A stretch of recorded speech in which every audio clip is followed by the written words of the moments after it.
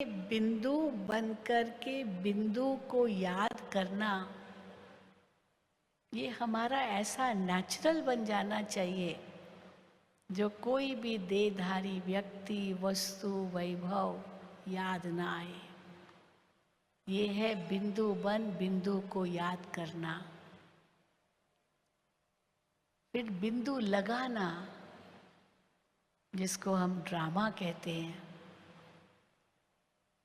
बिंदु लगाना ये भी एक बहुत बड़ा पाठ है। हर बात में बिंदु लगाना। व्यक्ति, वस्तु, वैभव के बाद चौथी बात आती है घटनाएं। ये हुआ, वो हुआ, वो हुआ, वो हुआ। अब भूल जाओ, भूल जाओ। मुझे याद है एक बार मैं कहीं गई थी किसी सेंटर पर, तो वहाँ एक कुमारी मिली मुझे। तो मेरे को कहती है, बहन जी आप ना मेरी माँ से मिलो, वो बहुत रो रही है, बहुत रो रही है, और वो बिल्कुल जैसे मरने की हालत में है।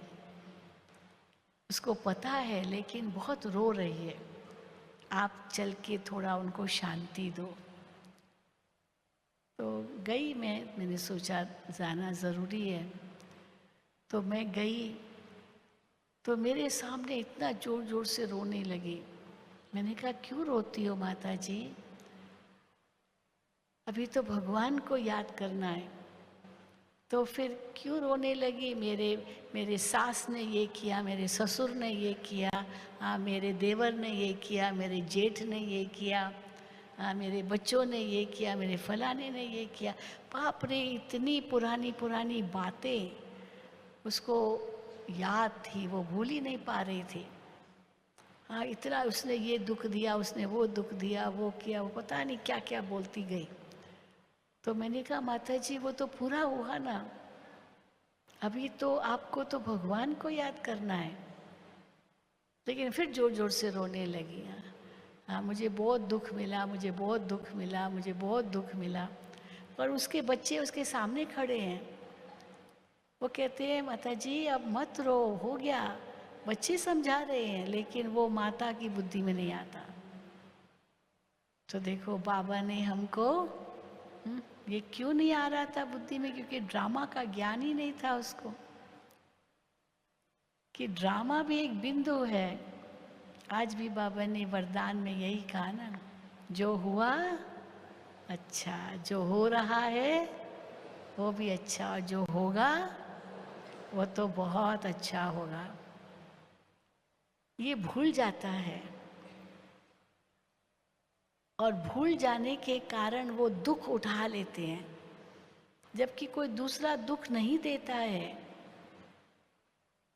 हो सकता है बहुत रहम दिल भी बन जाए वो, चलो पहले दुख दिया हो, लेकिन फिर वो रहम दिल भी बन जाए, लेकिन वो जो बुद्धि में बैठा हो ना, ये दुख देता है, ये दुख देता है, तो उससे नफरत वो व्यक्ति भूल जाएगा, परंतु जिसको लगा वो भूलेगा नहीं, वो भूल ही नहीं सकता है, और अपने आप को दुखी कर रहा है बिना मतलब के। हाँ, कई बार होता है ना, कई कहते हैं, बहन जी हम इसको बिल्कुल दुख नहीं देते हैं, परंतु पता नहीं क्यों ये समझ रहा है कि हम इसको दुख दे रहे हैं। ये जो कहते हैं हम इनकी सब इच्छा पूरी करते हैं, फिर भी पता नहीं यही समझते कि ये हमको दुख दे रहे, दुख दे रहे। अब कैसे इनको समझाया जाए? तो फिर हम उनको कहते हैं, आप दुखी मत हो जाओ ये सोचकर कि हम तो दुख दे नहीं रहे हैं, क्यों ये समझ रहे हैं कि हम दुख दे रहे हैं। ये आपके कर्म का वो परिणाम नहीं है कि आप दुख दे रहे हैं, लेकिन उसका अपना कर्म है। अनुमान, क्यों दुखी होते? अनुमान लगाएंगे, ये हुआ होगा, ये हुआ होगा, वो हुआ होगा। अनुमान, वहम, ये करूँगा ये हो जाएगा, ये करूँगा ये हो जाएगा। और शक, ये ऐसी बीमारियां हैं मन की। अनुमान लगाना, वहम करना और शक करना। शक, जरूर ये वहीं गया होगा। बिना मतलब कैसे सोच लेते हैं। और उससे मनुष्य खुद अपने आप को ही दुखी करता है, दूसरा दुख नहीं देता उसको, उसके अपने कर्म ही उसको दुख दे रहे हैं। और हम समझेंगे भाई हम तो इसको दुख नहीं दे रहे, हमारे अंदर तो बहुत अच्छी भावना है इनके लिए, पर पता नहीं क्यों, तो पता नहीं का कारण क्या है, उसका अपना कर्म। पर बाबा ने जो हमें जब ड्रामा का ज्ञान दिया है, तो ये अनुमान, वहम, शक, ये सब हट जाता है। हर एक आत्मा अपना अपना पार्ट बजा रही है, और जो करेगा वो पाएगा ना। जब पता है कि जो करेगा वो पाएगा, इसने ऐसे क्यों किया, इसको ऐसे नहीं करना चाहिए था, फिर ये क्या समझता है, क्यों नहीं सुधरता है, तब आपने उनको शिक्षा दी, अब उसके ऊपर है। माँ बाप तो कुछ भी नहीं कर सकते, क्योंकि वो आत्मा तो पता नहीं कितने जन्मों से आई है, अपने कर्मों का हिसाब किताब लेकर आई है। आपने तो केवल जन्म दिया उनको, पर उसका जो अपना हिसाब किताब है वो तो आपको पता भी नहीं है।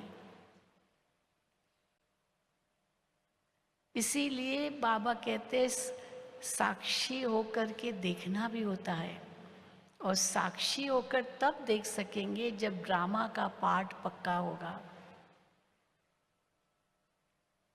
और ड्रामा का पार्ट अगर पक्का है तो न्यारे प्यारे हम रह सकेंगे, क्योंकि साक्षी, दृष्टा, न्यारे प्यारे ये होने के लिए ये बहुत ज़रूरी है कि ड्रामा का पार्ट हमको बिल्कुल पक्का हो।